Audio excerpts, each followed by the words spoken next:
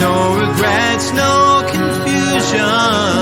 There'll be no pollution. I'm so thankful I've decided to change my ways. Welcome back to the Leaving Eden podcast. My name is Gavriel Hakohen. And I'm cult survivor, cult expert, Sadie Carpenter. Today, we are talking about the liberal fundies. Maybe not. They're not the liberal fundies. They're the fundies that say that Jack Hyles would have said was a liberal fundy. No, correct. We're talking about Jerry Falwell, the Moral Majority, Liberty University. This is part one of a two-part episode. So I'm really excited for this. We've been working on this one for a while, and we've been trying to figure out when we're going to do it, but it took a lot of research. We're really excited for this one. And of course, we are going to talk about the pool boy and all of that, but we've got a fair amount of setup first, because I think it's important. I think it's fun to snark on Jerry Jr. for the pool boy incident, but I think it's more fun when we have some background on why it's such a big deal. Yeah, and also this is this story of Jerry Falwell Sr. of Liberty University and their involvement in the political sphere in the United States is a very important story to be talking about right now, because there is, there are very real implications to the way that our laws are now and the way that our political system is now, with the influence that certain people and certain groups have. And so it's important to understand why that is, where that came from. And that's what we're talking about today, mainly in this episode. Yeah, so before we get into that, the Leaving Eden podcast is the podcast about Sadie Carpenter's life in and escape from the independent fundamental Baptist cult. We talk about this cult. We talk about other cults. We talk about the religion. We talk about fundamentalism. We talk about the real and present threat that cults and cult ideologies pose to society as a whole. And it is our goal to promote freedom of mind, freedom of thought, and freedom of religion. So if you like our show, if you are a fan of our show, there's a few things that you can do to support us. Number one, you can head over to our Patreon, which is patreon.com/Leaving Eden podcast, and you'll get access to an extended and uncensored and ad-free version of most of our episodes. You can join our Facebook group, which is facebook.com/groups/Eden Exodus. You can join our subreddit, which is reddit.com/r/Eden Exodus. Easiest thing that you can do, though, hit that follow, hit that subscribe button, and recommend the show to your friends and your family, and your coworkers, your friends, your enemies, anybody who you might think might enjoy it. If you haven't heard it yet, we were guests on the She Read podcast last week to talk about one of my favorite books, Emily of New Moon. And I picked a nice non-traumatic book. I could have done Elsie Densmore, and I didn't. You're welcome. So that came out last week on May 2nd. So by all means, check that out. And if you have a story for Pride Month, we will be reading listener stories in June. So if you have a story, anything related to queerness and fundamentalism, a funny story, a dramatic story, a triumphant story, anything that you have, we want them all. The email address for that is leavingedenpod@gmail.com. Make sure you include your name and the name that you would like to go by on air if you need to use a pseudonym for any reason, and include your pronouns so that we can be sure that we're referring to you correctly. Yes. And I think without further ado, we've just got to thank our patrons. I gave it all to your patrons are Kathleen Moncrief and Melissa Mosley. True golden champions of hand. To Kathleen and Melissa. Thank you so much. Thank you. Our Faith Promise Missions tier patrons are Alex P., Alex Todd, two Alexes. Wow. Alicia Guild, Ali Allen, Anisha Patel, Brooke Tully, Carissa, Crystal Patterson, Dear Ethan Hansen the Musical, Eleanor Donahue, Emery Fairlosser, Enchanted Fairy 1389, or it could be 1389. I don't know. 1389. Yeah. Esther Muroff, Hannah Ross, Hope Norum, Horton Here's a Shane, Janine Callan, Jen Kaharski, Jessica Tambo, Jonna, Kat Henwood, Kay Turwee, Kristen Marie, Linda Morgan, Lindsay Goss, Lorena Watson, Madeline Cusick, Marlena Stuve, Mary Williams, Mary Martin, Megan Arendt, Rob the Methodist, Sarah Reese, Scooby Sleuth, Sir Tixalot, hashtag it's cool I have Tourette's, LMAO, Stephanie Johnson, Susie, Tara McNamara, Tiffany Enderby, and as always, Wes the Cowboy. Thank you guys so much. Faith Promise Missions to your patrons, and I Gave It All to your patrons, and everybody who subscribes to the Patreon, and everybody who just listens to the show. You guys are all amazing. Yeah, big thank you to, of course, all of our patrons over on Patreon, but also to listeners who leave us nice reviews and mention us to friends and family and post about us on social media. All of you are the reason that we have such a great platform, such a great community, and jobs. So we really appreciate you. Yeah, I do browse like the podcasting subreddits and stuff like that. And there have been a few times in the past month when I've seen like our names pop up, and it's kind of weird to just like see like us in the wild. You know We what I'm have saying? the best listeners. We really do. We do. We love all of you. We love you guys so much.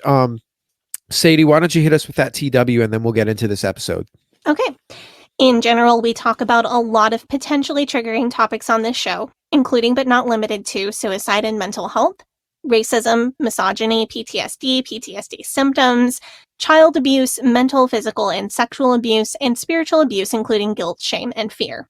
In most episodes, we will mention at least a few of these topics, but we try our best to avoid any graphic detail on these topics unless it's relevant to the story that we're telling on that day. And if we are going to go into that kind of detail, we give you a heads up before we do, so people who need to skip ahead can do so. This episode has a general content warning for racism and homophobia. It's not as brash or as intentionally hurtful as the Ruckman episode, for example, from a few weeks ago. It's a much more genteel presentation of the same very toxic concepts. We are going to read some quotes from Falwell on race and on LGBTQ people that are pretty awful, but we will give you a heads up before we get into that. Yeah, we're also going to, I think we're going to play a few clips of him speaking as well. I'm going to, because But we'll always tell you if for some reason his voice is a voice that triggers you, we'll have a heads up before we play that. Yeah. I'm glad that you mentioned Peter Ruckman, though, because I have a question for you. Who do you think is more racist? Do you think Peter Ruckman or Jerry Falwell is more racist? Or is this getting into hot dogs versus showers territory? It might be, because I would trust Jerry Falwell to interact with an individual human being in person and not cause any harm to them a lot more than I would trust Ruckman. But Falwell, through his political involvement, did cause real harm and is still causing real harm to very real people in real life. Yeah, that's true. Because Peter Ruckman, but he'd be a lot nicer in person. So Peter Ruckman is much more likely to like just drop the N-word in conversation. Right. And he was so crude and vitriolic and awful about his personal brand of racism that he feels like the kind of guy who might actually physically harm someone as well. Right. And that's not who Falwell was. Yeah, no, Peter Ruckman said that he agreed with the KKK. So that's just never a good place to start. No, Jerry Falwell like personally ruined American politics for more than half a century because he didn't want to share a society with people who weren't the same color as him. That's kind of, I mean, that's extremely hateful. Anyway, I'm going to give a little biography of who this guy is, of who Jerry Falwell is, and how his career went. That sounds great. Yeah, so he was born in 1933. His father was a bootlegger, a drunk, and a murderer. All around bad guy. And his grandfather was even worse. His grandfather was an atheist. Oh, no. Yeah. So in his younger days, Jerry Falwell was a known troublemaker. When he was 16, he started attending Park Avenue Baptist Church, where he met Maisel Pate, who is a piano player there. And he fell in love with her. and he decided to attend Baptist Bible College in Springfield, Missouri, so that he could break up young Miss Pate and her fiance. He was ultimately successful, and in 1958, Jerry and Maisel were married, having graduated from Bible college 2 years earlier from Baptist Bible College. In 1956, just after graduating from Bible college, Jerry Falwell founded Thomas Road Baptist Church in Lynchburg, Virginia. He started this church with only 35 members. However, this ministry gave 23-year-old Jerry Falwell the platform from which he could launch Old Time Gospel Hour, which was a radio and TV broadcast that once syndicated made him a household name. So just some context for this. During this time, preaching over radio broadcasts was not a new or novel concept. Pretty much as soon as radio was adopted by Americans in the 1920s, preachers started using it to broadcast sermons. And in the 1950s, post-war prosperity, more and more Americans were buying televisions, and Falwell capitalized on this new medium to reach a wider audience. He, of course, did not invent this idea, and he wasn't the only one to do it. There were many others, including Oral Roberts, Billy Graham, Jim and Tammy Faye Baker, Pat Robertson, all of them. Those are among a few who saw success with their television broadcasts. And there were numerous others who also tried, but didn't see the same success as Jerry Falwell. But in the 21st century, the name Jerry Falwell is synonymous with modern televangelism as we conceive of it today. I think he's Sadie. Would you say that Falwell was probably the most famous televangelist in history? I don't know, because I wasn't allowed to watch televangelists because they're all liberal compromisers. This is really like funny. A world that was as distant from me as it was from you. That's so fascinating to hear, though. But so have you listened to, since doing that, you've listened to some Jerry Falwell, you've watched some of his broadcasts. Yeah, just a couple minutes here and there. The thing that really struck me, and it makes sense why he would be successful, is that he was very good at it. While I personally have issues with evangelical Christianity, I will give Jerry Falwell credit where credit is due. Having listened to him preach, having watched his broadcasts, I can say that the biggest thing I think is that he speaks at a level that you could understand if you didn't have a massive amount of Bible knowledge. But, and this is the important part, he doesn't talk down to his audience. He includes an appropriate amount of information. It's kind of like when you want to learn about a topic and you just watch a YouTube video about that topic and that you're interested to learn about, and the person just gives you a very good amount of information on it, and it's just wow, I feel like I really learned something today. You, after watching the broadcast, if you were really interested in that brand of Christianity, you would feel oh wow, I really learned something after watching this broadcast. So Falwell, I think he has a likable personality on the broadcast, and in these early sermons, he's very clearly a young man doing it too, which is kind of wild to see. He's younger than us. When he started this, he was 23, and we're 30. So yeah, by the time this episode comes out, you're 30. Did you have a clip of a sermon that you'd like to include for our listeners? Yeah, why don't I just include a Jerry Falwell clip right here? Too many of God's servants today are majoring on minors. I think this is one reason why the true church of God finds so much division in its ranks. I was with a preacher the other day. He's a good man. He's a godly man. He believes the Bible, preaches exactly what we preach here. But in our conversation, I carelessly and unknowingly mentioned the name of another preacher. Right away, this man was turned off, and he allowed me to know quickly that he had nothing to do with so-and-so. When I asked him why, he began to tell me. He said, well, first of all, that fella is mixed up on the coming of the Lord. He is mixed up on his doctrine of the second coming, and he gave me the reason why he thought he was mixed up. Now, I happened to agree with a man to whom I was talking about the premillennial, pre-tribulational coming of the Lord Jesus for all of his church. But I also happen to believe that the man he was mad with is a great man of God, with a love for Christ and a love for souls. It's very easy for us to major on minors, and let me qualify what I'm saying. I don't think we should have as a basis of fellowship a man's belief on the coming of the Lord, whether it be premillennial or postmillennial, or whether it be mid-trib rapture or so forth. I don't think that should be a basis of fellowship. We do require all of our teachers and workers and staff members, everybody who participates in this ministry, to stand where we stand. But at the same time, we have a deep love and appreciation for other men of God who do not hold our position, but who likewise love our Lord and believe this Bible.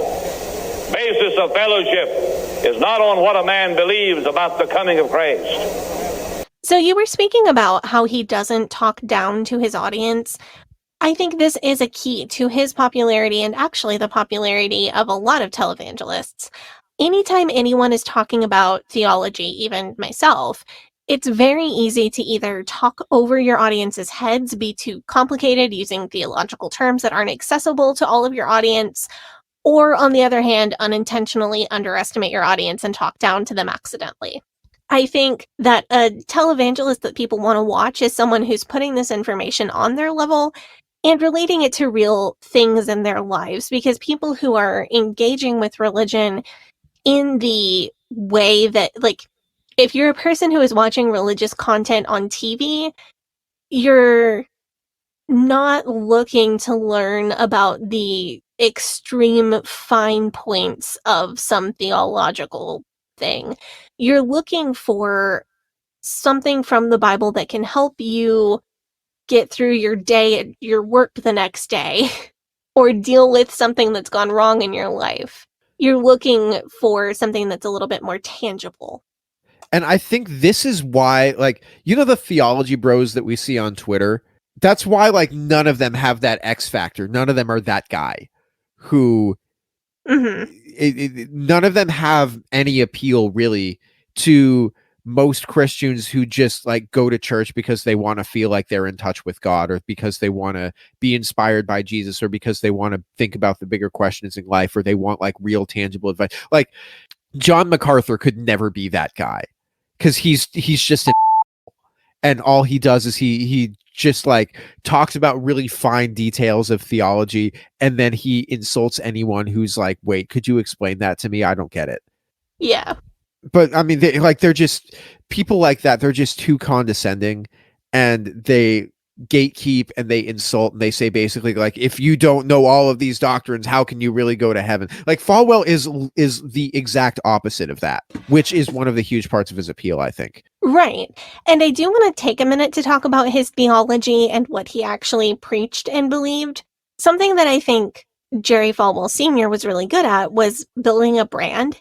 He branded himself really precisely, and I think that contributed as well to his success. He was a Baptist, he was a fundamentalist, and he didn't hide that he was a fundamentalist. He didn't hide that label away somewhere in a footnote or whisper it as if it were a bad word. But what he wanted to do was brand himself as, well, I'm the fundamentalist who isn't scary like those other fundamentalists. Like, see, fundamentalism is just a way of thinking about things, and it doesn't make me unpleasant. We can find common ground. In marketing terms, he saw an underserved market niche and filled that niche. For people whose beliefs lined up with fundamentalism but didn't want to be seen as crude or scary or out there. Right, because he's not like fire and brimstone the same way that Oh no, Jack see, Hyles I'm would not be. like that. I'm not going to yell at you about going to hell. You know, I have my own fundamentalist beliefs, but I think we can all get along. That's kind of where he was coming from. He was just slightly to the right of mainstream evangelicalism and the more liberal Southern Baptist churches out there, but he was notably slightly to the left of old school fundamentalists like Jack Hyles, J. Frank Norris, John R. Rice. And he was a Southern Baptist. Was the right? His so he was on, middle to the conservative, in the middle to the conservative side of Southern Baptist at the time. And, you know, the Southern Baptist Church is one of the largest denominations, if not the largest denomination in the United States. It's not a monolith. There are Southern Baptist churches that are queer affirming. There are Southern Baptist churches that are all but indistinguishable from IFB. There is a large range even now of what a Southern Baptist church can be. So I tried to look up his actual theological beliefs because I have not mentioned yet any of his theological beliefs. We've talked about, you know, more his social beliefs or his thoughts on how to present himself. It turns out that his theological beliefs are kind of hard to find. You can find lots of information online about his political beliefs, his social beliefs, about morality. What it looks like to me is that Falwell was committed to a very literal, very straightforward, very mainline, and broadly fundamentalist theology. He preached creationism, biblical literalism, the infallibility of scripture. He preached a literal heaven and hell and a premillennial pre-tribulation rapture. But when it got to things like repentance or King James onlyism that fundamentalists were not as unified on, he gave more non-committal answers that seemed like they were intended to please as many people as possible. So, for example, Falwell personally used the King James Version in his broadcasts, but he wasn't willing to do what Jack Hyles would have done and loudly condemn other versions. So when he read from the King James Version on his television show, he would tell viewers at home to follow along in just whatever version they had available, rather than exhorting them to go out and get you a King James. He said that he believed the Bible was the perfect word of God, but he also said openly that believing the Bible was the perfect word of God wasn't necessary to go to heaven. That all that was necessary to go to heaven was to believe in Jesus to forgive you of your sins. So his ideas of what was the right belief and what was the wrong belief were very stringent. But his ideas of what does and doesn't send you to heaven were pretty lax, which is what allowed him to partner with Catholics because he still considered Catholics to be believing in Jesus to take away your sins and take you to heaven. Yeah, but did he believe in ransom atonement or Yeah, he has. I'm sure he knew. That's the thing. I'm sure he had a very particular belief system about atonement, but he would never go say that on TV, or especially he'd never go tell you were wrong if you believed another thing. If you believe in penal substitution, then you're going to hell. Like that's no, that's not him. Right. He would never get that specific. Right. And that was a brilliant branding move because then all the people who believe in all the different types of atonement can listen to him preaching a sermon about atonement and still agree with him. Yeah, and also like if he starts talking about ransom atonement versus penal substitution, then no one's going to know what the talking about. Like most of the people watching his broadcast aren't going to know what in the hell he's talking about. In researching for this episode, I was so surprised to hear how conservative Jerry Falwell was. Really? Really? That I find that so interesting. I find that so funny. Because like in my house growing up, Jerry Falwell was worse than the devil.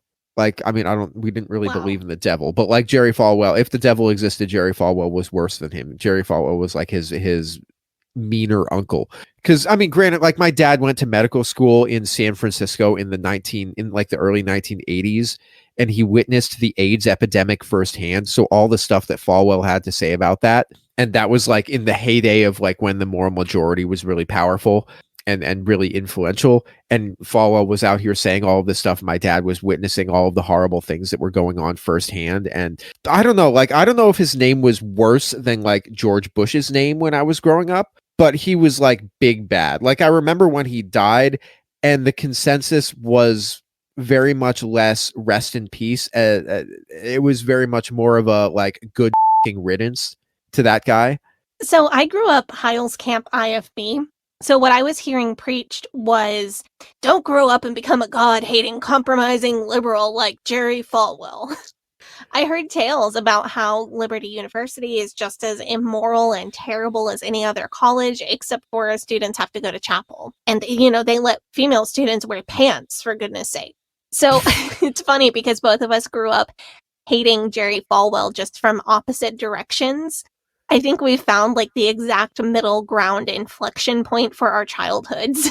You know what we got to do? We got to get like that meme where it's like, you know, the two hands grabbing together, where it's like fundies and liberals, and it's Jerry Falwell is in the middle.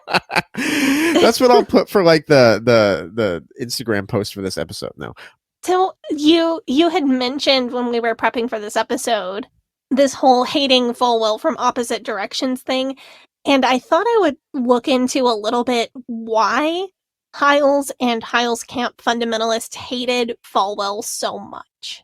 Yeah, that is so funny, because Fundy beef is funny to me, because as we spoke about a few weeks ago with Peter Ruckman and Steven Anderson, sometimes like the fundies go after each other and they have like good points, but sometimes they go after each other and it's just like, this is so in the, like, I don't understand this at all. So, and the ones that you don't understand are often more interesting to me, because they're like niche theological concepts, and those branch off into other theological concepts, and that says a lot about a person if you speak Fundy code. It's like the hyper dispensationalism, and I'm just like, Right. This is like Yes, exactly. Because that doesn't mean anything to you, but that means a ton to me. So it's interesting. So when I was looking into this Falwell-Hyles beef, I found out that it doesn't seem like Falwell had any beef with Hyles at all. It's a one-way Fundy beef. Oh, that's even better. Yeah. So according to the book of Jerry Falwell by Susan Friend Harding, Jerry Falwell was holding monthly meetings in the 1970s with a group of fundamentalist pastors.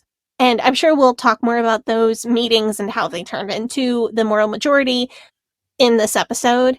But as late as 1976, Falwell and Hyles were publicly associated with each other through this pre-moral majority group. This is around the same time that Hyles was still affiliated with Bob Jones University. He was preaching at their commencements. He was associating with a lot of these people that he later called liberals and compromisers and all of that. Sometime after 1976, this changed for Jack Hyles, and I wanted to find out what happened. So Hyles was basically just like talking about Falwell, and Falwell didn't even respond. Yeah. When Hyles died in 2001, actually, Jerry Falwell Sr. gave a very nice statement. He said that Hyles was a great soul winner, and he brought many people to God and inspired him personally. Dude, that's fucking cold. That's so cold. Like, I mean, Falwell, of course he knew that Hyles wasn't that dude, and he wasn't big or mainstream enough to warrant a response to like any of the criticisms that Hyles threw at him. You know what I'm saying? Yes. Like, so Hyles' stated reasons for being against Falwell were ecumenicalism, so his willingness to partner in the moral majority with not only many other denominations and types of Christians, but also Catholics and Jews. Oh no.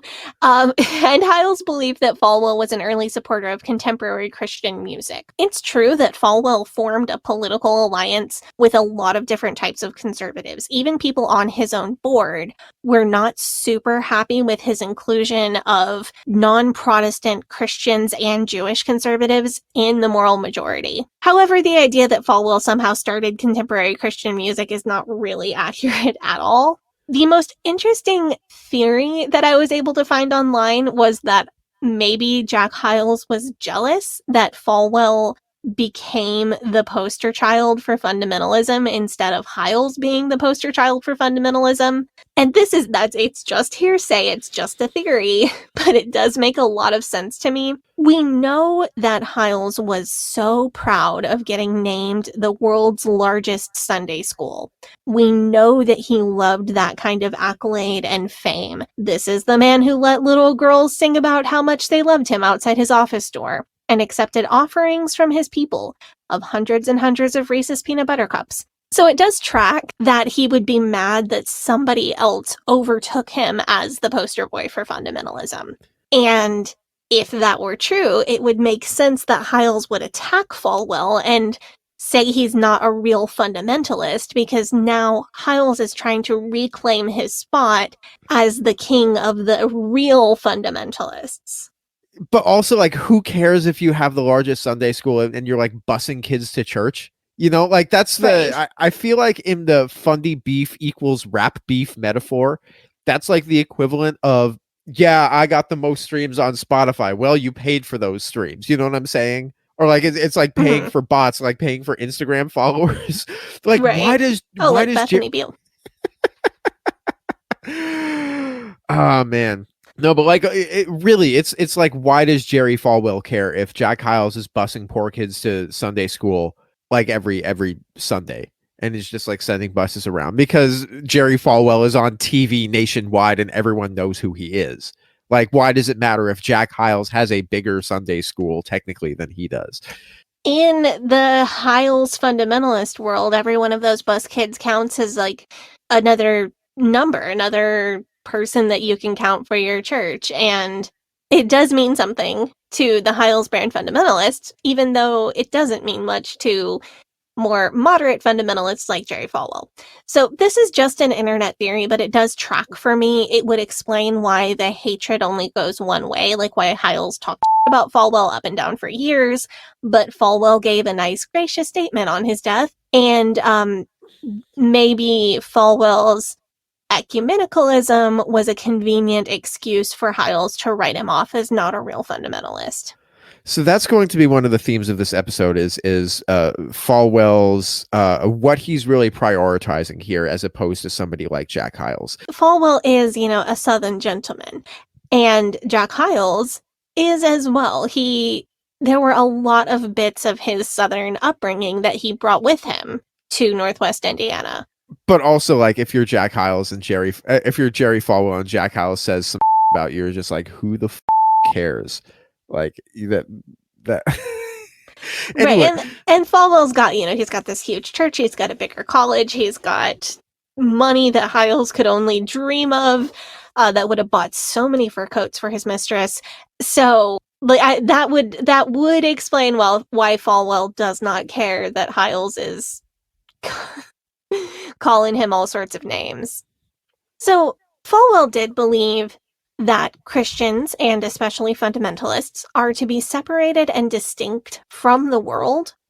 He preached that Christians should be different in clothing, activities, etc. from the world around them, but his standards for Liberty University were far looser than the rules, for example, at Hyles-Anderson or Pensacola Christian College. I hinted at this earlier when I was talking about the Hyles-Falwell beef. The thing that Falwell didn't do was engage in secondary separation. Remember secondary separation? Yeah, we talked about in the Bob Jones episode. You can't just be separated from the world. You got to separate from the people who aren't separated enough from the world. He didn't do that. Instead, he partnered with them. He formed coalitions with them. He preached at their churches and allowed them to speak at his school.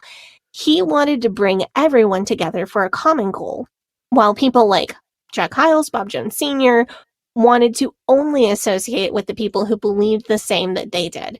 And I think that's the meat of the issue that Jack Hyles had with Falwell. So Jack Hyles is like slam, and Jerry Falwell is like deathcore or melodic death metal. Sure. I tried to put it in terms that, because when I talk about like rap beefs and stuff, you never pay attention to that stuff, but I figure you'd know the metal one. No, Right. One interesting tidbit I found in the Jerry Falwell Jr. Vanity Fair profile, which was following the pool boy scandal, is that Jerry Falwell Sr. only went hard into the puritanical, like anti-gay, racist direction because he wanted to prove to his wife that he was in it for real.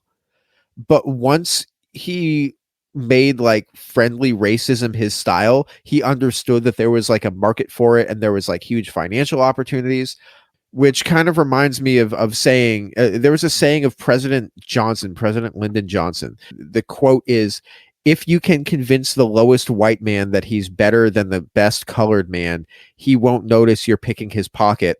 Hell, give him somebody to look down on and he'll empty his pockets for you." And that's kind of how I see a guy like Jerry Falwell.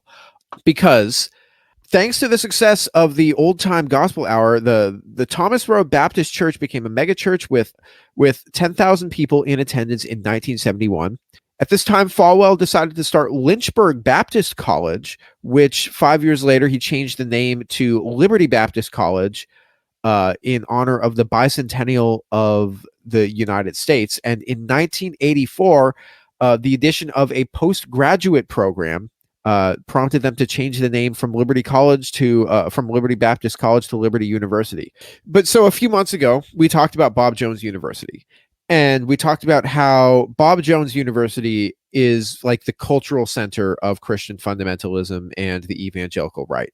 But Liberty University is the political center of that. Liberty is known as like the breeding ground, right-wing political activism. So if you look at like Liberty University's notable alumni, there are dozens of Republican lawmakers. There's members of various state houses, state senates, U.S. House reps, as well as Tony Perkins, who is the president of the Family Research Council. Important to note, Liberty University is not a fake college like Hyles Anderson College or various other fundy Bible colleges or Patriot Bible University, where Kent Hovind got his doctorate. The B is for bargain. No, Liberty University is a real school. And aside from their political activism, they have like real, actual notable alumni, like musicians. They like one of the members of Casting Crowns went to Liberty. They have pro athletes.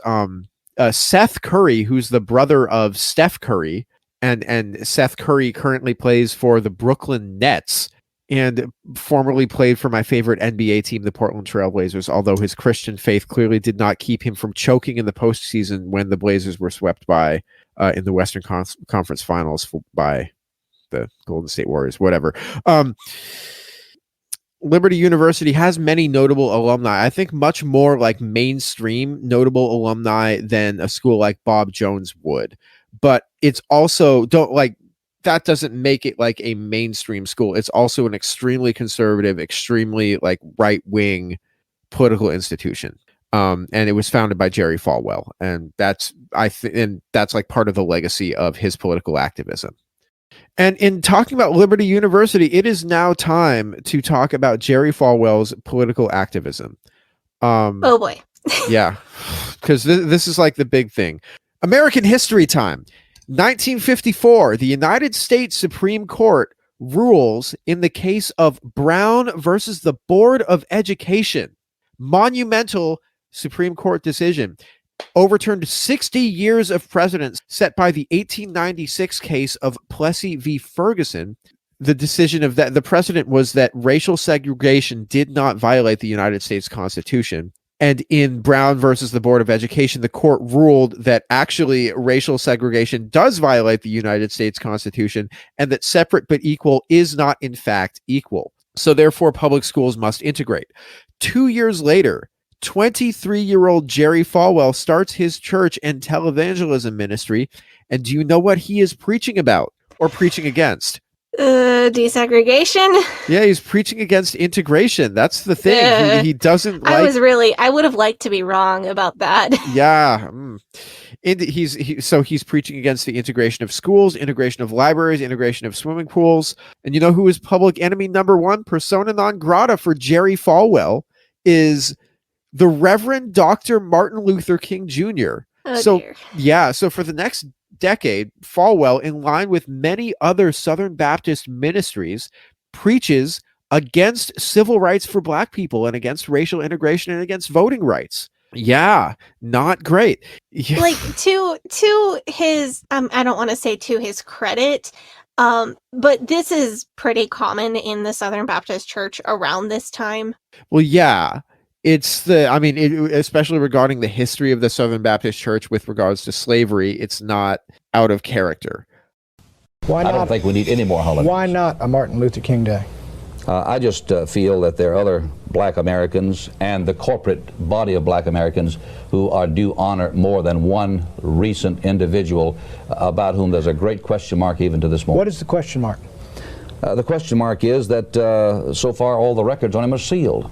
And neither you, Tom, nor I really know what they're going to say. Are you talking about his personal character, yes, his personal morality, and his personal life, and he may as well as any connection? He may be as clean as Billy Graham, but we don't know that because the records are sealed. In 1966, following the passage of the 1964 Civil Rights Act, Jerry Falwell opens the Lynchburg Christian Academy, which was a Christian school for white people only. Just like how we talked about, so in the Bob Jones University episode, we talked about white flight from public schools to private Christian schools that were allowed to discriminate based on the race of students.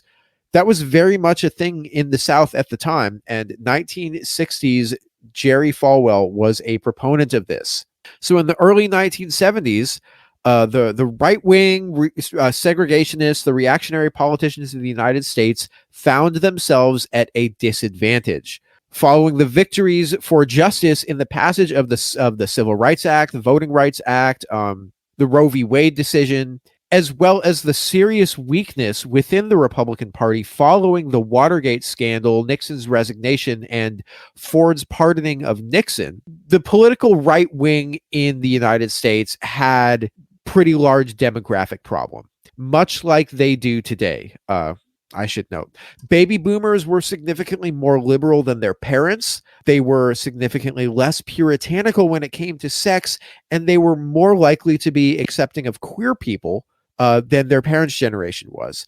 And the 1976 presidential election saw one of the biggest rebukes for an incumbent political party in American history, when the American people elected Jimmy Carter over Gerald Ford. In 1976, Jerry Falwell went on tour. He was a well-known evangelist minister nationwide because of the success of his radio and his TV broadcasts and his political outspokenness. He called this tour the I Love America tour, and he would basically go from city to city and promote right-wing social conservative causes. But most importantly, this was very unusual for a Southern Baptist minister, because up until this point, it was unusual for the Southern Baptist denomination to be heavily politically involved. This, however, was probably he was at the time, I think, probably the most famous Southern Baptist minister in the country, and he was basically just cannonballing into the political sphere.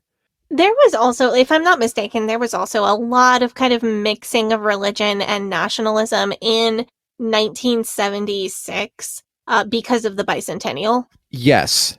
It was kind of just a great year for Christian nationalism, unfortunately. Yeah, and they kind of were just like riding this wave, because it was like, oh no, we're about to get destroyed in this election. How do we retool for the next one? That kind of vibe. And I have a quote from Jerry Falwell that he gave in 1976 during this time that kind of illustrates this. So he says, "The idea that religion and politics don't mix was invented by the devil to keep Christians from running their own country. If any place in the world we need Christianity, it's Washington. And that's why preachers long since need to get over that intimidation forced upon us by the liberals, that if we mention anything about politics, we are degrading our ministry." Oh, that's a quote. That's so this essentially opened up the floodgates for Southern Baptists to get as involved as they felt necessary within American politics. The main issues that they campaigned on were abortion, welfare, education, basically all of the issues that you could talk about from a concerned point of view without coming across as like a huge racist, now that it wasn't really considered socially acceptable to be against integration or voting rights for Black people. And in 1979, Falwell founded the Moral Majority with Heritage Foundation co-founder Paul Weirick. The primary goal of the Moral Majority was to mobilize Christian voters in the 1980 presidential election and beyond, and they were ultimately successful because Ronald Reagan won in a landslide, claiming the majority of votes in 44 states and ushering in a decade of right-wing national policies at the federal level.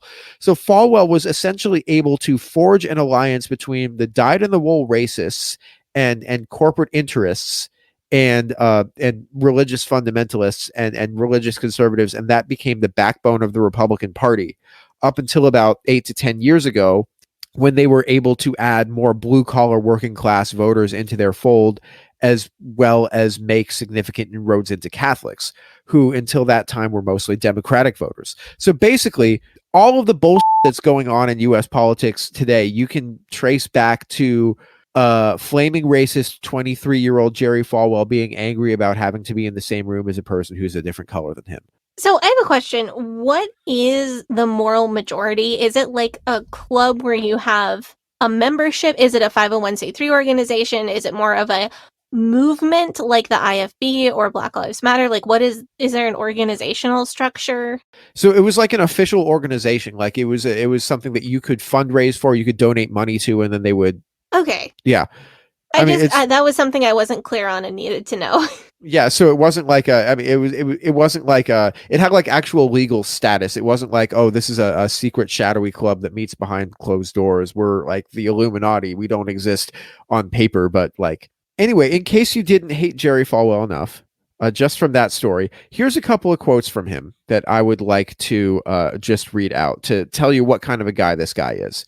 This is going to be fun. Yeah, this is the fun part. And this is a lot of trigger warnings for what all. Yeah, for everything. Yeah, homophobia and racism and misogyny, that kind of stuff. All the goods. Yeah, okay. On September 13th, 2001, 2 days after Al-Qaeda terrorists used hijacked airplanes to destroy the World Trade Center and damage the Pentagon and kill almost 3,000 people, Jerry Falwell had this to say, and this is a direct quote: "The pagans and the abortionists and the feminists and the gays and the lesbians who are actively trying to make that an alternative lifestyle, the ACLU, People for the American Way, all of them who have tried to secularize America, I point the finger in their face and say, you helped this happen." Oh dear. No. No. You know who else has this stance? Who? The Westboro Baptist Church. Because that's their whole thing. Their whole thing is that they go to fallen soldiers' funerals and say, your son died because there's gay people in America. The thing is, while he did apologize for that statement a few days later, the week before he died, he gave an interview in which he says that while he was insensitive when he made that statement, gays and lesbians and the ACLU and feminists are responsible for 9/11. He says that he wasn't incorrect in making that statement. Oh man. So the dude was an unrepentant hate monger. Here's another bar from him. You want to hear one? Not really, but I think I have to.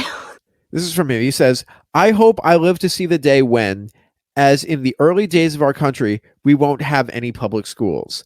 The churches will have taken them over again and Christians will be running them. What a happy day that will be." No. Absolutely not Jerry Falwell. Yeah, that's who he is. That's what he says. I have another quote for you. And this one, TW for extreme homophobia. And we're dealing with the same right now. Here's a quote from him. He says, "The homosexuals are on the march in this country. Please remember, the homosexuals do not reproduce. They recruit. And many of them are after my children and your children." But do you know, remind me, did Falwell start the they don't reproduce, they recruit thing? Like that is such a common thing that we're seeing now with fearmongering about trans people. So we talked about it last year during Pride Month, and it wasn't Falwell. It was a Christian musician, but she was associated with Falwell, and he adopted the phrase as well. Either way, yeah, it is basically the same thing that we're hearing about LGBTQ community today, and it's just as vile now as it was then. And also, it's just as vile then as it is now, and you can't excuse somebody for saying it by saying that, like, it was a deeply unnecessary thing for him to say. It's just... Yeah, well, I remember talking about this. It's literally the same, like, they're transing your children rhetoric. And this is what I mean. I said this in the Ruckman episode, but this is what I mean when I say that racism is boring, homophobia is boring, transphobia is boring. It is the same thing over and over, repackaged about once every 30 to 40 years. It gets a brand update. but it's the same conspiracy theory, the same lie. And I'm sick and tired of having to fight things that should have been over so long ago. How do you think I feel about anti-Semitism and the protocols? It's the same shit. No, you're right. And like we do have to keep fighting it. And I'm not saying that we somehow shouldn't. I wouldn't want that to be misinterpreted. But I am. It's tiring having to fight the same things that should have been over so long ago, because when it is the same lie, the same narrative repackaged every 30 to 40 years, it's the same logical rebuttal every 30 to 40 years.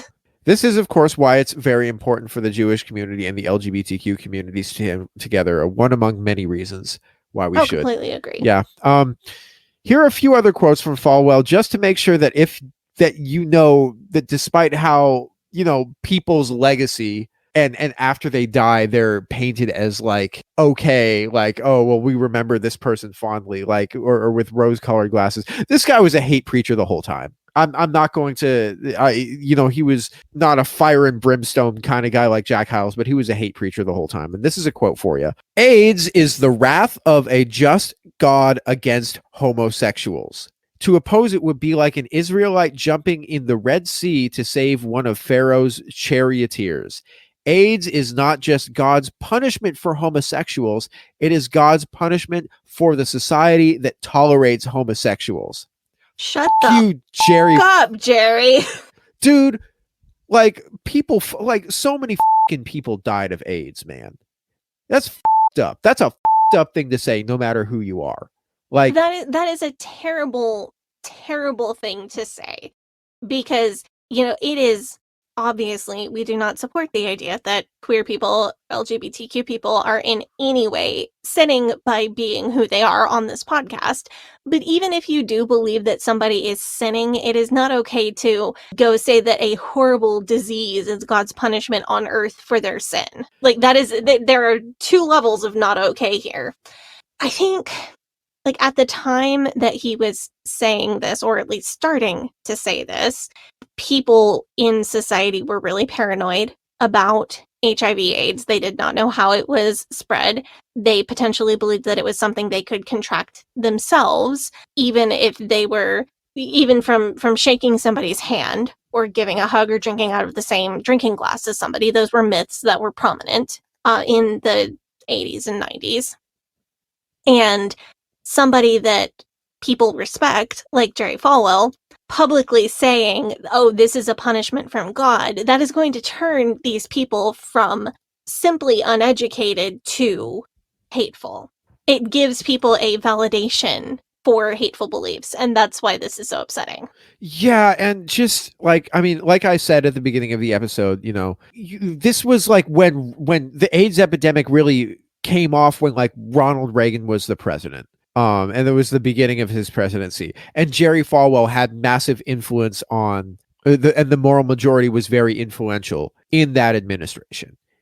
And the way that Ronald Reagan and the Reagan administration did not effectively respond to the AIDS epidemic was like, that legitimately cost thousands and thousands of people their lives. And like, it's like, to say a thing like this, you literally have to believe that other people like don't exist. Like that they're not human and they don't exist. This is a psychopathic, this is a fucked up thing to say about anybody. It's so fucked. Like, this was not an okay thing to say then. It's definitely not an okay thing to say now, but it's still like, even back then, it was not a good thing to there's no like way to smooth that over. No, especially, no. Let's move on. I can't do that. I can't do that anymore. You know what else he did?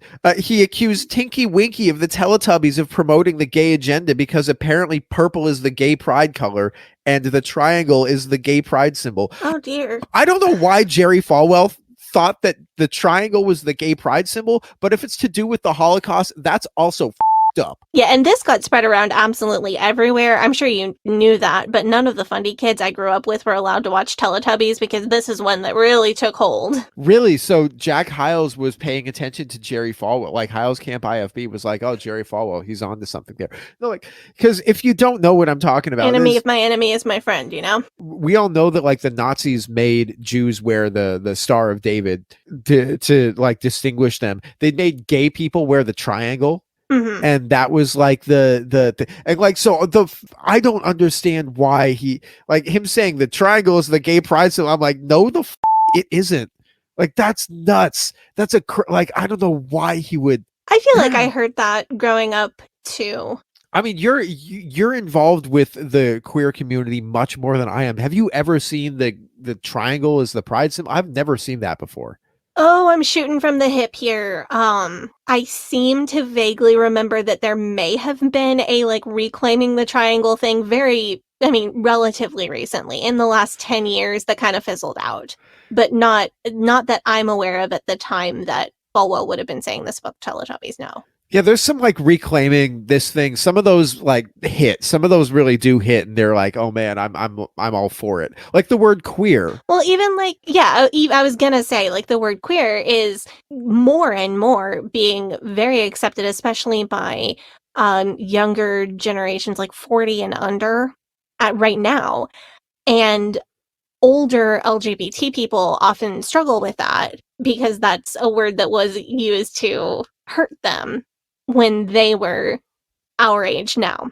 Reclaiming slurs and reclaiming negative imagery is very much a thing, but I don't think that one took hold, if I'm even remembering correctly that it was a thing. The other thing that Jerry Falwell did, he equated supporting a federal law legally recognizing same-sex marriage nationwide as the equivalent to being against slavery personally, but okay with it if your neighbor owned slaves. What? Yes. So he's like, slavery was immoral. This is evil. So if you're against it, you shouldn't support other people being able to do it. Yes, that's it. That's his idea. Yeah, but I think that's ironic because Jerry Falwell built an entire career off of being a racist stain who opposed racial equality and integration and civil rights for the actual living descendants of the same enslaved people who he was using as the metaphor to spread his hate against gay people. It's just... Falwell did come back later in life, even as early as like the late 80s, early 90s, and say that he was wrong about race in the past and he regretted his hardcore segregationist sermons. But he wasn't really saying he was sorry for being racist. He was just sorry for being racist and mean about it, rather than racist and nice about it, as he attempted to be in his later years. Dude, Jerry Falwell invented the YouTuber apology. That's what he... I will grow and I will learn and I will become better in the future. Please keep supporting my content. Here, click the donation link below. Make sure you ring that bell and subscribe. So I think this would be a good time to go take up our offer. Speaking of, let's go take up the offering. Yeah. At least we don't ask people for money on the offering break. When we get back, I read the Liberty School rulebook. That might be fun. Yeah, let's go More into fun that. than That'll be horrible racism. Yeah, right? I fucking hate racism, dude. It's such bull, man. Like I'm fucking tired. Anyway, we're gonna take up the offering. Has this ever happened to you? I went to Sunday school every Sunday, and now I can't hear a loud horn without having an anxiety attack. Hi, I'm recently deceased but never forgotten Christian music sex symbol Carmen. I'm calling collect from the big house, meaning heaven, not jail, to tell you how to get answers for your religious traumas. I started the excommunication station, and now I realize why empathy felt weird when I was a kid, and how the Council for National Policy, a shadowy Christian organization, controls just about fucking everything in America. So if you've been looking for answers, or if you have ever been on the outside wondering, hey, what's really going on in the church, these gabagools have the info you need. So look up the Excommunication Station wherever you get your podcasts, and all their socials under XCOMPod. Peace be with yous. Hey, Sadie here. If this is your first time listening to the Leaving Eden podcast, make sure you go back and check out episode 57. It's a primer episode for new listeners. That episode tells my personal story and gives you all the terms and information that you'll need to know going forward. Also, check out our cult true crime series, The First Family of Fundamentalism, so that you can get the whole cult story. If you like our show, you can support us by joining our Patreon, where we have extended and uncensored episodes as well as other bonus content available. You can also join in the discussion in our Facebook group. That group is called Eden Exodus. Tell a friend, tell a family member, tell your worst enemy. The Leaving Eden podcast is a fully independent podcast, and we really appreciate your support. Now, back to the show.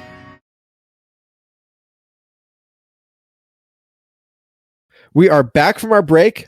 We just talked about Jerry Falwell and his hateful and discriminatory preaching and his political activism. But that's not all we're here to talk about today. We're talking about Liberty University. Yeah, I want to talk about the functioning of this university. Liberty is interesting because it is not a ministry of Thomas Road Baptist Church in the same way that Hyles-Anderson College is a ministry of First Baptist Church of Hammond. The college and the church, in the case of Thomas Road and Liberty, are related under the same, I don't know if are they under the same corporation? Do we know that? No, they were originally. Because what happened was Jerry Falwell Sr.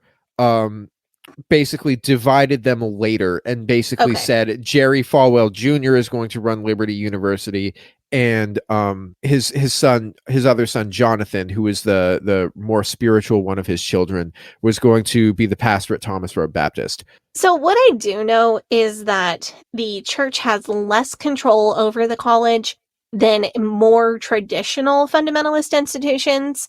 I made reference to the idea that Falwell wanted to bring fundamentalism into, if not into the mainstream, at least into the fringes of mainstream acceptability. I have a quote from a Washington Post article from 1988 that I thought was extremely enlightening. Quote, long ago, he had recognized that fundamentalists had two choices: do what evangelicals had done and abandon the name fundamentalism, or retool its popular meaning and image. He opted for retooling, publicly distancing himself from the idiots and snake handlers of his faith, even in the 50s, and moving quickly to plan for the construction of his magnificent church with its antebellum pillars and its aura of prosperity and permanence. Over the years, Falwell had learned that those with power to give or take away social respect used even the smallest details as excuses to disregard him and his people. Unfashionable dress, poor grammar, beehive hairdos, vitalis, beat-up cars, dumpy churches, orange shag carpets.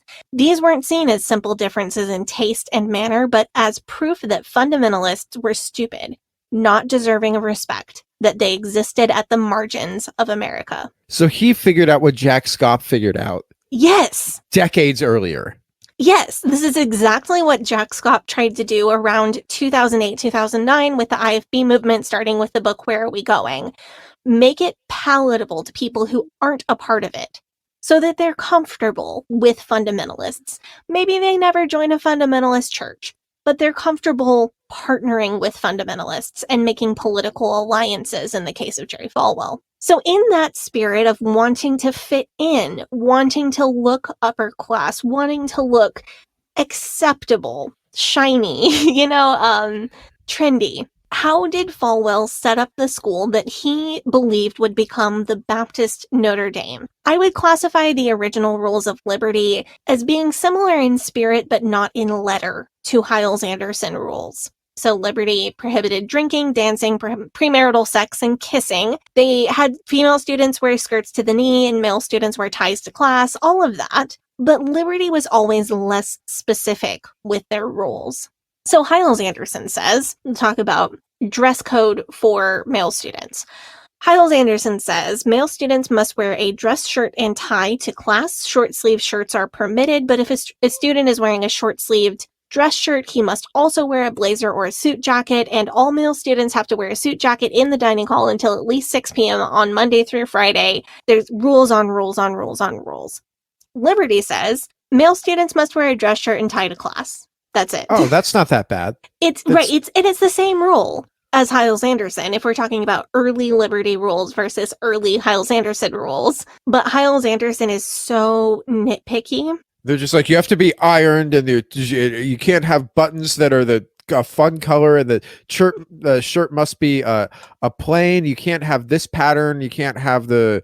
And Hyles Anderson had like additional rules about button-down collars. Like if you have a button-down collar, it must be buttoned. Liberty. So Hyles Anderson has half a page defining a proper men's haircut. Liberty says men must have short hair, and that's it. And so Liberty leaves the students to define short, or more accurately, Liberty allows the staff members who have the ability to dress code students to define short. But it is at least more of an appearance of treating their students like adults. Liberty rules changed over time, and they changed more quickly than other extreme fundamentalist institutions. Another quote from the Washington Post article describes Liberty students' dress in the late 80s. Today, kids wander about campus in punk rock attire, jeans and flashy ties, and shirts meant not to match. The rules are still strict. No dancing, gambling, Hollywood movies, booze, tobacco, dresses only 2 inches above the knees when seated. Ties worn to class, no displays of affection, no rock music. But boys will wear crew neck sweaters to hide absent ties, and girls will wear long skirts with high slits to look more alluring until the campus enforcers catch them. Rock music can be found, and as of last year, boys and girls can even hold hands. Rather than soft pedal Liberty's new mainstream feel, Falwell revels in it. The message: kids can be fundamental and hip. Man, that's like, this is very Ginger Duggar-esque. In the sense, it's like, you can have most of the things that you want. Please, please, please, please, please, please, please, please, please, still be kind of mostly Christian and hate gay people. Please, yes, please, exactly. please. It's cool. You can still look kind of cool. We promise. And to the rest of the world, these rules look extreme. But to kids at Hyles Anderson, these rules look so permissive. I unfortunately wasn't able to find a vintage copy of the Liberty rules, but I did find quite a few articles about recent changes to Liberty rules. For example, a Mental Floss article by Kevin Roos, who later went on to write a book about his time at Liberty, pointed out that in 2007, any dancing at all was a violation of the rules and would result in a $25 fine and 6 reprimands, which are Liberty's version of demerits, it seems. But by 2009, just 2 years later, rules had been relaxed. Organized dancing, such as salsa lessons or ballroom dance competitions, was allowed, while social dancing, like attending a party where there was dancing, was still very much off limits. Okay, so they're taking the Henry Ford square dancing is cool route. That's not surprising. Just none of that jazz stuff. None of the... Right. So Liberty started with similar rules to Hyles Anderson on physical touch, but there has been a progression over time on that as well. The mid-2000s rules were that hand-holding was allowed. Hugs could be given between people of different genders for a maximum of 3 seconds. Get your stopwatch out. Yes. The outdated 2022-2023 Liberty Way isn't quite that prescriptivist. It doesn't give us a time limit anymore. The Liberty Way is this... The student handbook, yeah. Okay. I will quote from the current student handbook. In personal relationships, students are encouraged to know and abide by common sense guidelines to avoid the appearance of impropriety. For example, students should avoid visiting alone with the opposite sex at an off-campus residence, entering the residence hallway, quad, or on-campus apartment of the opposite sex, or allowing the same, or visiting any dwelling or residence with a member of the opposite sex in inappropriate circumstances. Additionally, sexual misconduct, including sexual activity, inappropriate personal contact, any state of undress in inappropriate circumstances, or spending the night with a member of the opposite sex are prohibited. So they don't tell you you can't touch. They don't tell you you can't hold hands or hug, or even, they don't even really tell you you can't kiss. But what they do tell you is, well, you can't have sex and you can't do anything that would make people think that you're having sex. And it appears that students have a little more leeway. It's all about avoiding the image of impropriety, which is interesting because that's a huge part of that secondary separation thing that you were talking about. Like if somebody sees you walking down the beer aisle, right, they think you're buying beer. Then they think you, like, even if you're just walking down you have to walk down the beer aisle to get to the bulk aisle. But the thing is that making the rules this vaguely worded gives staff members more power over students, because what is inappropriate physical contact? If it's not defined in the rule book, any staff member can see you doing anything and say that's inappropriate physical contact. Right, because it could violate their personal views of what is appropriate or what is not appropriate.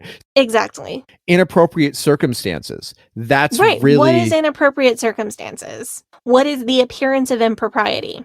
Of course, we're going to talk about some state of undress and appearance of impropriety in the next episode, but this, I think it's clear even before we get to that, that this gives staff more power.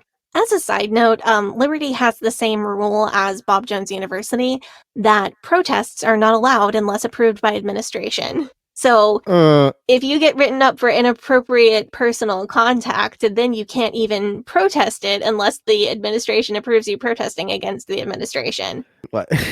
This is another important rule that's going to come back up in the next episode. The current Liberty Way notes that students will not be punished for pregnancy, which sounds nice, right? That sounds like, oh, well, you don't have sex and you'll get in trouble if you have sex, but if you do have sex and you end up pregnant and you report it to a university staff member, you won't be punished for the sex that got you pregnant, because we want to help you. This falls under their self-report clause. The self-report clause says that if students report, for example, a crime that they were a victim of while they were also in violation of school rules, they won't be punished for violating school rules because they had to tell on themselves to report a different crime. Unfortunately, I don't trust any fundamentalist college to actually do what they say they're going to do, and as we will get into next week, this clause is intended to protect maybe a student experiences a sexual assault on campus, but they were drinking at the time that the assault happened.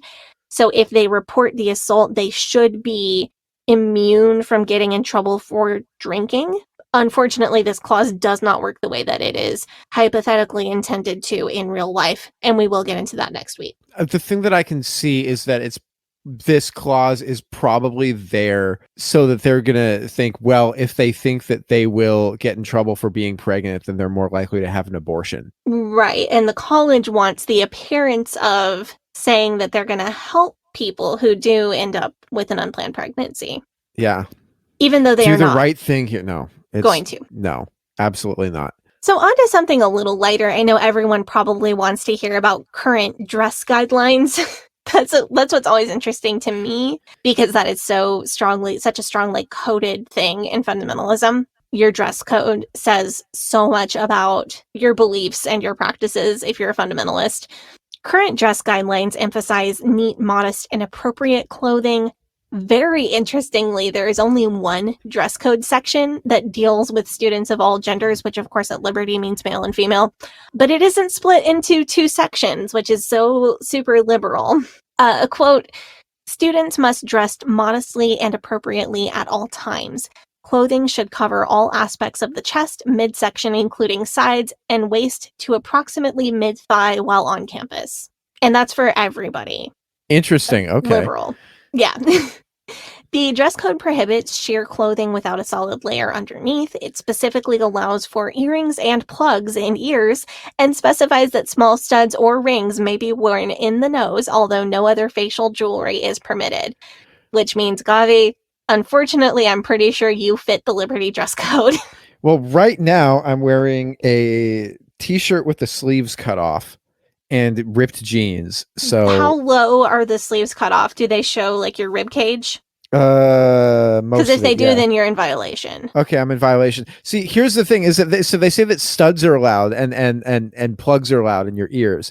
I assume that that's there so that they can get those. Like if you're like in a Christian hardcore band, yeah, like a Christian post-hardcore, right. Then you can go to Liberty. That's fine, you know. Right. So women are allowed to wear long pants to class, although inexplicably, men aren't allowed to wear dresses or skirts. Skirts must be approximately mid-thigh or longer. Liberal. Oh my gosh. That's super liberal. Yeah, shorts are not allowed as part of class dress, but shorts that are longer than mid-thigh are allowed for casual dress. And I'm pointing out, they say mid-thigh. That is subjective. That is another thing that gives staff the ability to pick on students that they want to dress code and leave other people alone. Of course, before we get excited about all of this liberalism, we should note that it is in the rulebook that any PDA with a person of the, quote, same sex is not allowed, nor is, quote, asking to be referred to by pronouns inconsistent with one's birth sex. Wow. Mm-hmm. That seems like that's illegal. That should Pronouns. be illegal. That's Against the liberty rules. So, having reviewed the current Liberty Way handbook and looked into what the rules may have been in the past as best as I could piece it together, I see the same gradual changes as we've seen in the Hyles-Anderson handbook. I recently saw a picture online of some Hyles-Anderson kids, and I immediately went on a rant about things that would not have been allowed when I was a student there. Like, there was a girl wearing like a strappy tank top over a white t-shirt. wow. Which fundamentalist teenagers have been wearing that since I was a fundamentalist teenager. That's not new. But it was absolutely not allowed at Hyles-Anderson when I went there. The process of gradually changing your rules to keep up with new generations is not just a Liberty thing. I do think that there's a difference between Hyles-Anderson and Liberty, though. When Hyles-Anderson changes a rule, it's almost secretive. They don't talk about it. They don't acknowledge that it's changed. It's taboo. Everyone just starts following the new relaxed rule very quietly. It's almost as if, like, if you call attention to it, they're going to change it back, so don't say anything. Like, maybe they accidentally changed this rule to be more relaxed. Don't say anything. Don't mention it to staff. Just start following the new rule.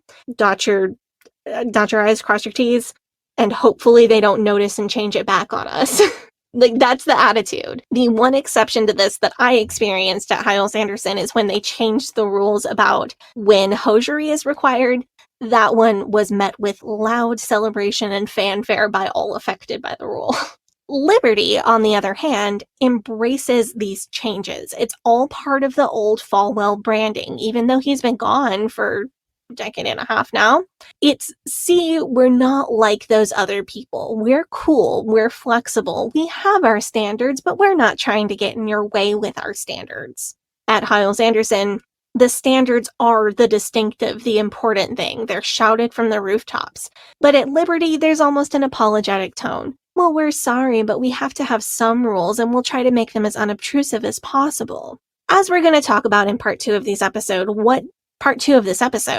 what these two institutions have very much in common is that mercy for those who break the rules is highly subjective, while the leaders themselves can break them with impunity. And I'm excited to hear about that because that is fundamentalism, and that's also corruption in a nutshell. Speaking of corruption, Liberty University has essentially become the university to attend if you are interested in going to state or federal politics for the Republican Party.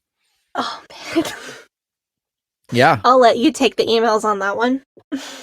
If you attend Liberty in their political department and you do well, then you are well placed for internships with like a right-wing think tank or like a senator, member of Congress, because Liberty is only 3.5 hours drive from Washington, D.C. So the connections between Liberty and D.C. run deep. Additionally, Liberty has become like a mandatory campaign stop for Republican presidential candidates. Very interesting. This is something that I'm so interested in. I want to know how a Christian college is so crucial politically for an entire political party. It's actually fascinating. It's so interesting to me. But if you think about it, it makes sense because young people, 17, 18, 19-year-olds, overwhelmingly liberal, now more than they ever have at any time in our nation's history. Shouts out to Gen Z. People with college education are also overwhelmingly liberal. Shouts out to millennials, most educated generation ever. Teachers, most teachers in this country are overwhelmingly liberal, and college professors are also overwhelmingly liberal. Let's say you are a young person, and by the way, this is something that like conservative media loves to just bitch and moan about how how liberal teachers and college professors are. It's like one of their pet topics that they use to go after education. But say you are a young person and you want to make the world a better place and you're going into politics for a career, and you're like a young liberal person. You're going to need to go to college, and if you're a liberal, you're going to be spoiled for choice, basically. There are many, many, many respectable state colleges and universities that have excellent political science programs. There are many reputable private colleges and universities that have political science programs that you can go into. And if you want to get work experience, you can go to a school that is in the same city as like a state capital. So you can try to get an internship at the state capital. And then when you graduate, you have good recommendations, you have good work experience, and you can, go off and get a job working for a candidate. You can go off and work for a lawmaker, state rep, senator, what have you. Do that for a few years, and then you maybe go to law school. You pick an area that you're passionate about and go into work for that, and you go into work for that specialty. So you could go to law and say you could go to focus on like labor laws. And when you get out of law school, you go and maybe you work for organized labor and do that for a few years. Maybe you've got that specialty and you run for Congress or you run for city council or something. And Democratic voters could look at your record and say, okay, this candidate went to law school and then devoted the next 3 years of their life to litigating for the Steelworkers Union. And then the next 3 years after that, they were litigating for the Teachers Union. Both the Teachers Union and the Steelworkers Union endorsed them, so I think I'm going to vote for them. And that's how you could do it. And of course, that's very simplified, but that's generally how it can work. But if you're conservative, it's not as easy. So you could go to a state school, you could go to a private school in your state's capital city and try to get an internship with a Republican lawmaker. And chances are in your politics classes, your professors are going to be teaching a more liberal and also probably more accurate version of politics and political theory. And if you want to get into the Republican Party as it is today and write your term papers about how like the radical woke agenda is coming to pick your kindergartner's gender or something, or like how Black Lives Matter did Benghazi, or whatever loony fever dream the right has cooked up this week, you're probably not going to get very good grades if you turn that paper in.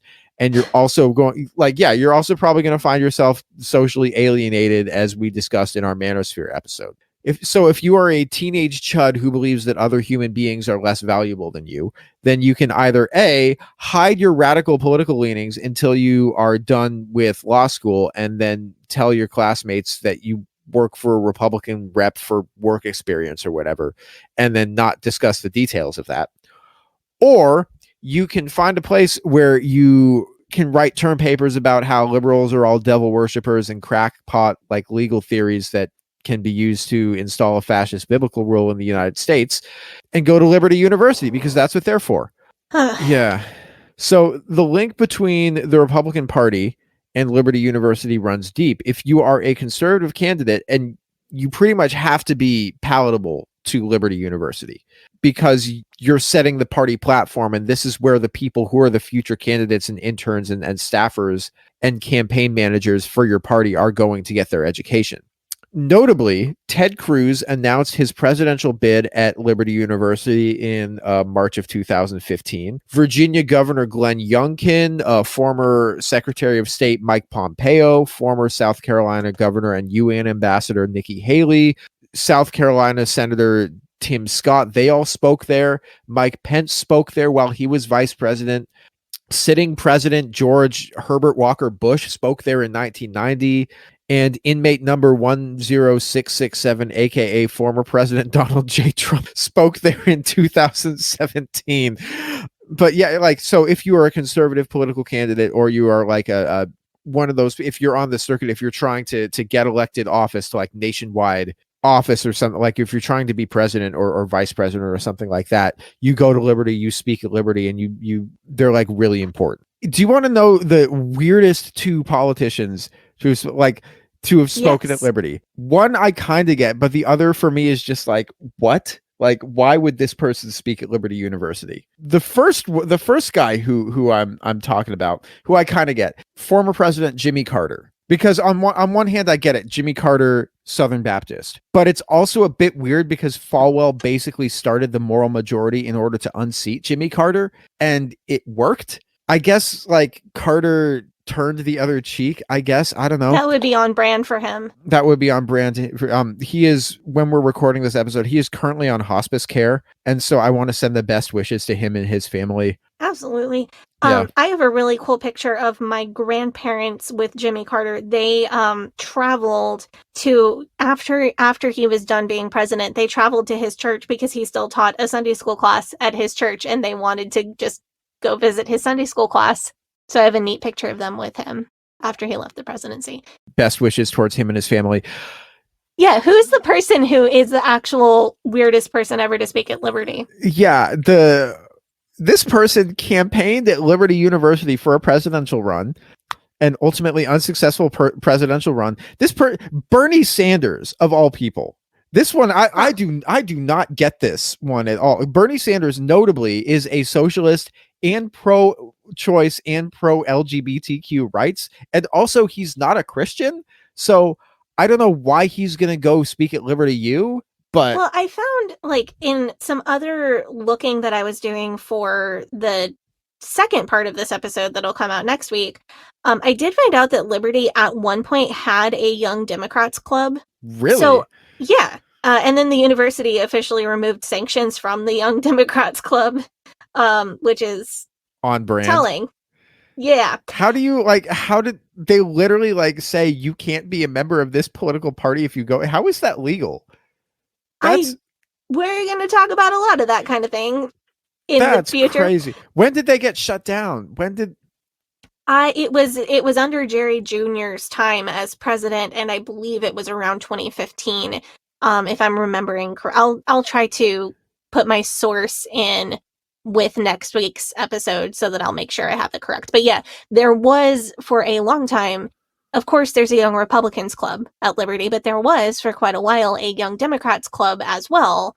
But the school, they couldn't shut it down, but they officially removed the school sanction from it over, I think, abortion rights. Yikes. I'll try to hunt up my source and either link it and or mention it in next week's episode. So they shut it down around the same time that Bernie Sanders went to go speak at this school. This is wild. Yeah. So what did he have to say at Liberty? So the whole speech is up there on YouTube. Basically, what he said was, we disagree on same-sex marriage and abortion. And then he spent like a half hour talking about wealth and income inequality, which... they probably needed to hear it. I mean, but it's like 2015, so that's the backbone of his message. Like, I know how I personally feel about him delivering that message to that audience at that time and being just like, we disagree on same-sex marriage and abortion, but I'm here to talk about income. Like, I know how I feel about that, especially considering the progression and / regression that those civil rights issues have taken 7.5 years later. I understand if other people feel differently about it. See, I was going to say, like, maybe he was thinking these issues that the majority of Liberty students see as moral issues is not something that I can get through to them on, but I can maybe get through to them on income inequality issues that maybe hit them closer to home. Yeah, maybe. I don't want to get into that. Yeah. It's weird to me that Falwell would allow him to speak there. It's weird seeing Jerry Falwell Jr. on stage with Bernie Sanders. That was a trip, being like, hey, he's like introducing Bernie Sanders, like, and now Bernie Sanders. So I'm sure it's the kind of, that's the kind of thing that Hiles would have called liberal and compromising if he had still been alive. I found some quotes from when this happened. Liberty leadership was able to spin allowing Bernie to speak as allowing students to make their own worldviews. So ultra-conservatives associated with Liberty were definitely pissed off about this, but the dean of students at the time, Robert Mullen, very smugly commented, I think the left might be surprised that we invited Bernie Sanders because the left doesn't tend to invite conservatives and hear the conservative point of view. So I pulled that from an archived Washington Post article. It doesn't, the article does not verbally note Mullen's smugness. I just assume that he was smug, but I feel like from that quote, I stand by my assumption that he was smug about this. So I think that's why they did it, because they were able to spin it as, well, we're the tolerant right wing. You know, we think our students should be able to hear liberal views because clearly they won't, you know, they'll hear the error in those ways. The assertion that the left, that like liberal universities don't invite conservative speakers or like insane speakers is kind of wild, because you remember back when like Milo Yiannopoulos was getting regular speaking gigs at universities, and then people kept protesting them, and then people would like, there would be just like brawls outside. Ben Shapiro's whole shtick is he's like, I'm going to go to a college campus and out debate everybody on their debate club, and I'm going to invite them to debate me. Like that was like his whole thing, is that he would be like, I'm having like, I know that people ought to stay politically informed, but I try to pay as little attention to Ben Shapiro as I can. Good call. He's not.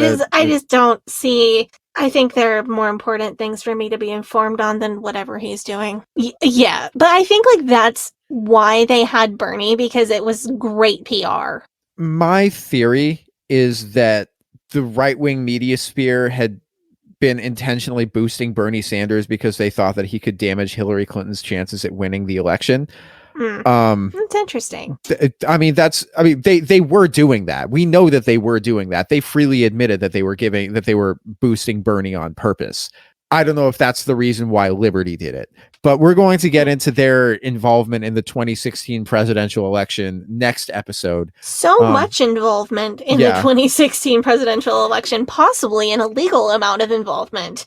In 1989, so we're jumping back in time a little bit, Falwell disbanded the Moral Majority, although donations were falling a lot and they were less popular at the time of its disbandment. Falwell Sr. said that they were disbanding it because it had accomplished its mission.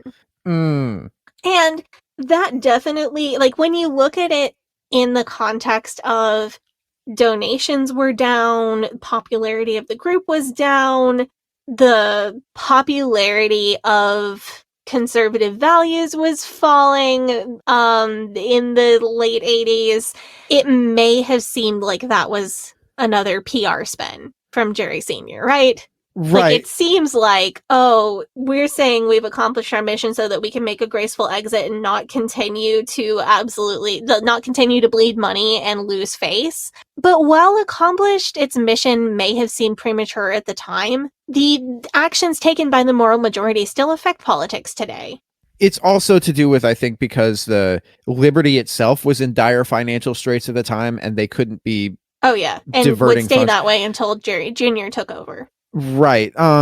Because also, Americans were no longer as willing to tolerate the constant religious intrusion in like the puritanical Moral Majority and their influence. Most people, I think, at the time saw them as neither moral nor the majority. And like after 8 years of Ronald Reagan, it was difficult for them for like fundamentalists to really portray themselves as threatened or in need. Right, and the whole PMRC thing happened in 1980, started in 1985, and that had become unpopular and shown itself to be ineffective. Yeah, and people really were also very sick of televangelists. Like there were scandals around other televangelists that had kind of soured people's opinions of them. You know what I would love to do an episode on? You know how Oral Roberts went on his show and said, if I don't get $8 million by the end of March, then God will strike me down and I will die? No, I was not really aware of that until you brought it up. That happened. And then he didn't make $8 million and he somehow didn't die. But like those scandals were really well publicized, and people really saw like religious people as they were sick of like the self-righteousness and the televangelists by that time. So it had its heyday, and then it ended, and Falwell shut it down. In a Washington Post article, so the same Washington Post article that I've been referencing from 1988, Jerry Falwell Sr. a quick TW for anti-Semitism. Jerry Falwell Sr. was asked if Anne Frank went to hell. He said, yes, She didn't believe in Jesus. She didn't ask Jesus to forgive her sins. So unfortunately, yes, she went to a literal hell. The same article reports Jerry Falwell Jr., still over a decade, actually almost 2 decades away from becoming president of Liberty University, being asked the same question about Gandhi.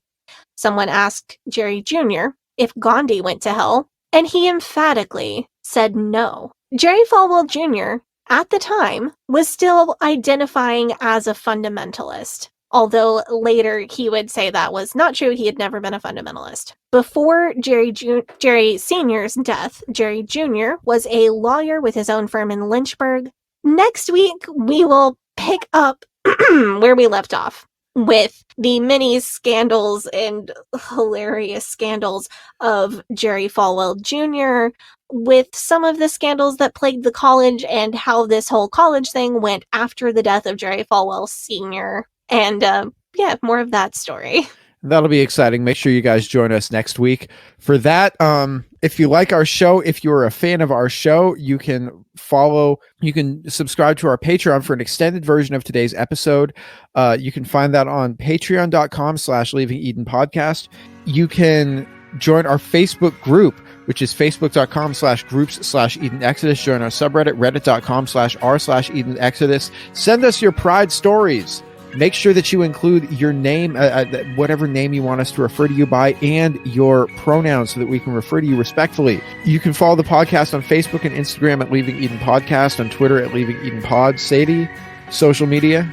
Yeah, you can follow me on Instagram at Sadie Carpenter Music, on Twitter at Hell Yeah Sadie, and on TikTok at Sadie Carpenter 1. And you can follow me on Facebook, Instagram, and Twitter at GAVRIELHACOHEN. Thank you guys so much for tuning in. You guys have a great day. Bye-bye. But old rolling river of time healed me in too many days. No regrets, no confusion. There'll be no pollution. I'm so thankful I've decided to change my ways. I'm so thankful I decided to change.